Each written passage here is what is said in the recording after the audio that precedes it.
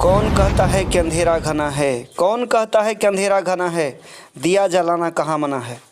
दोस्तों हमेशा याद रखिए, पढ़ने की कोई उम्र नहीं होती, इसलिए आप मन लगा करके पढ़िए। तो दोस्तों आज हम लोग 12वीं क्लास की जो है Bharat is my home chapter को डील करेंगे। अब जो हम चैप्टर शुरू करेंगे, जिस चैप्टर का नाम है भारत इज़ माई होम।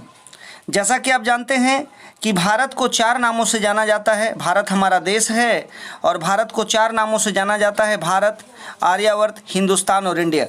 इस चैप्टर का नाम है Bharat is my home, Bharat मेरा घर है। ये चैप्टर डॉक्टर जाकिर हुसैन के द्वारा लिखा गया एक एक्सट्रैक्ट है, एक सारांश है डॉक्टर जाकिर हुसैन का। एक्चुअली इसके फर्स्ट पेज पर हम आते हैं तो यहाँ दिया गया है कि डॉक्टर जाकिर हुसैन और ब्रैकेट में लिखा गया है 1997 टू 1969, यानी 1897 से लेके 1969 तक। यानी आप देख रहे हैं कि डॉक्टर जाकिर हुसैन का जन्म 1897 में हुआ और 1969 में डॉक्टर जाकिर हुसैन इस दुनिया को छोड़कर चले गए। बॉर्न इन हैदराबाद, बॉर्न का मतलब होता है जन्म लेना। ये हैदराबाद में जन्म लिए। वॉज थे one of our greatest freedom fighters. Freedom fighter का मतलब होता है स्वतंत्रता सेनानी। महान स्वतंत्रता सेनानियों में से एक स्वतंत्रता सेनानी का नाम था, क्या नाम था? Doctor Zakir Hussain. As well as मतलब इसके साथ ही एन इमिनेंट एजुकेशनलिस्ट। देखिए यहाँ पे इमिनेंट आया है।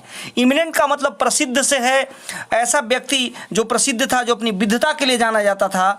As well as an eminent educationalist. Educationalist का मतलब होता है शिक्षाविद होता है, जिसे शिक्षा के बारे में अच्छी खासी जानकारी है, जो शिक्षा के रूप में देश के लिए एक धरोहर हो। और इसमें कहीं कोई अतिशयोक्ति नहीं होगी कि डॉक्टर जाकिर हुसैन इस देश के लिए एक धरोहर के रूप में थे। एक बार फिर मैं इस लाइन को समझाता हूं बच्चों, ध्यानपूर्वक आप समझेंगे कि doctor Zakir Hussain born in Hyderabad, doctor Zakir Hussain जो हैदराबाद में पैदा हुए, was one of our greatest freedom fighters, हमारे स्वतंत्रता सेनानियों में से एक थे।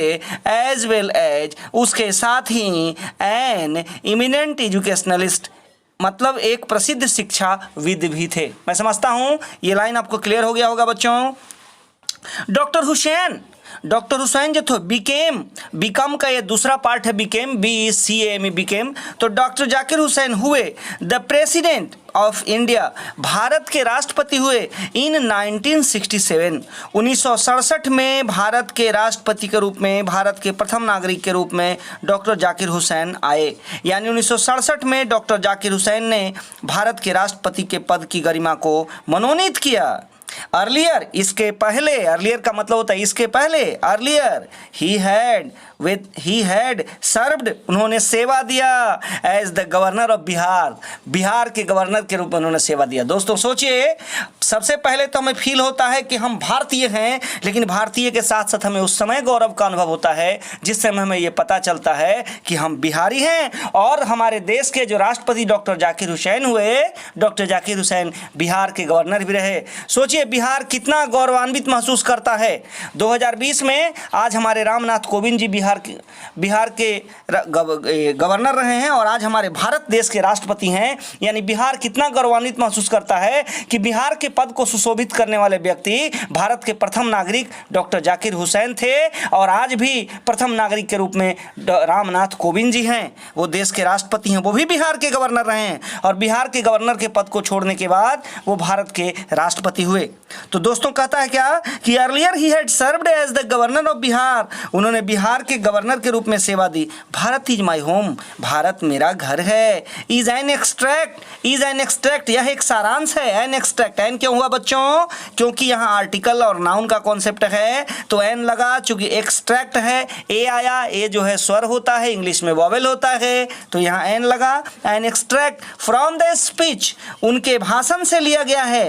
कहता है ही गेव, जिसे उन्होंने दिया 1967 में। कब दिया? 1967 में जो अपना भाषण दिया उसी से यह सारांश लिया गया है।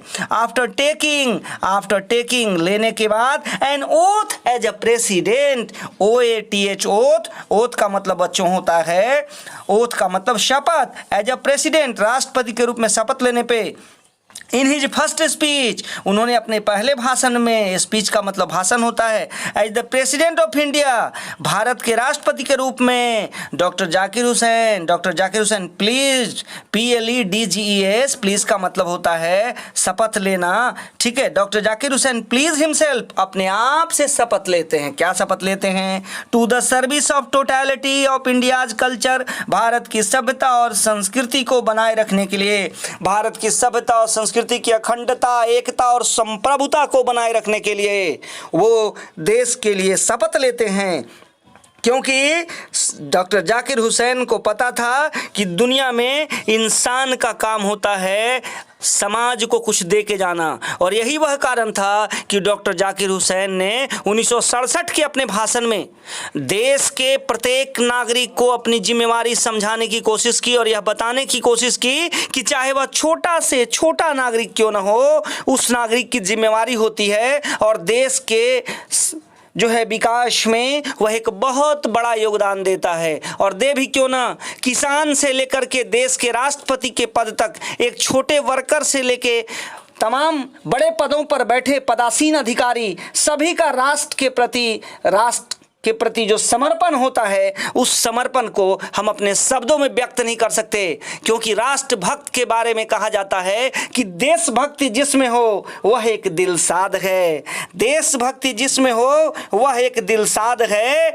देशभक्ति अगर नहीं तो जिंदगी बर्बाद है। क्योंकि देश तो देश है, देश के आगे कोई हो ही नहीं सकता, देश ही सब कुछ है, देश है तो हम हैं, देश के बिना हमारा कोई अस्तित्व नहीं। इस बात को प्रत्येक भारतीय को, प्रत्येक भारतवासी को समझना होगा, तभी इस देश का कल्याण होगा। मुझे लगता है कि यहाँ तक में आप डॉक्टर जाकिर हुसैन की भावनाओं को आप समझ गए होंगे। और मैं आपको बता दूं कि डॉक्टर जाकिर हुसैन की कही गई बात के चैप्टर के एक लाइन को मैं इसमें समझा के एंड करूंगा। वो कहते हैं, आई मस्ट कन्फेस, मैं यह स्वीकार करता हूं, that I am over blamed by the trust, मेरे ऊपर जबरदस्ती की जिम्मेवारी डाली गई है।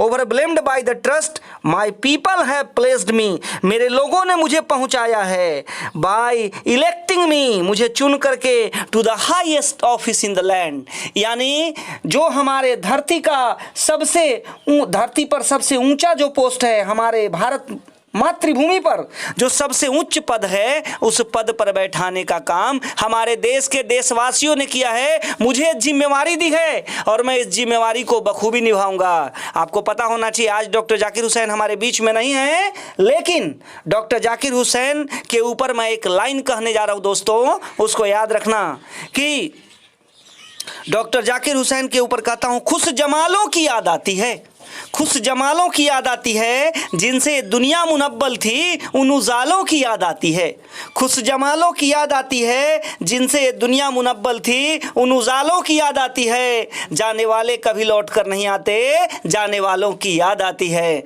दोस्तों, यही है समाज, यही है दुनिया। अगर धरती पर हमारे राष्ट्रपति आए तो उन्होंने समाज और देश के लिए बहुत कुछ किया। और इन्हीं बातों के साथ मैं इस चैप्टर के इंट्रोडक्शन पार्ट को क्लोज करता हूँ। फिर हम लोग अगले वीडियो में मिलेंगे। और इससे पहले मैं आपको कहूँ, अगर ये वीडियो अच्छा लगा इसको आप लाइक करें, सब्सक्राइब करें और चैनल को जितना हो सकता है आगे बढ़ाएं, ताकि प्रत्येक बच्चे को इसका बेनिफिट मिल सके। Thank you, have a nice day, good day to you all. Thanks for watching this video. Please like, subscribe and share this channel.